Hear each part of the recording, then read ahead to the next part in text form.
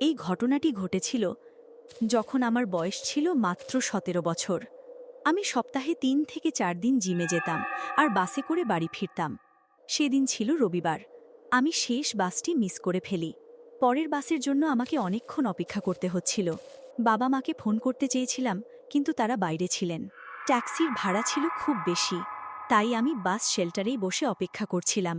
রাতটা ছিল খুব ঠান্ডা, তুষারপাত শুরু হয়েছিল। প্রায় ১ ঘন্টা কেটে যায়। আমি ইয়ারফোনে গান শুনছিলাম। চারপাশে কেউ ছিল না। হঠাৎ চোখের কোণায় কাউকে দেখি।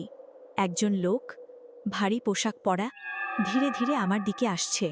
আমি ভয় পেলাম। ফোনে তাকিয়ে থাকার ভান করলাম। সে শেল্টারের অন্য প্রান্তে এসে বসল। সে আমার দিকেই তাকিয়েছিল। হঠাৎ সে বলল, বাস কখন আসবে? আমি বললাম, তুষারের জন্য দেরি হচ্ছে। সে বিড়বিড় করতে লাগল।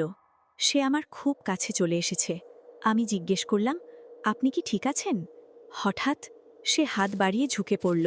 আমি দৌড় দিলাম, ব্যাগ নিয়ে ছুটলাম। পরের বাস স্টপে গিয়ে থামলাম। তখনই কাচের ওপাশে আমি আবার তাকে দেখি। সে কাচে নক করছিল। তোমার সমস্যা কি?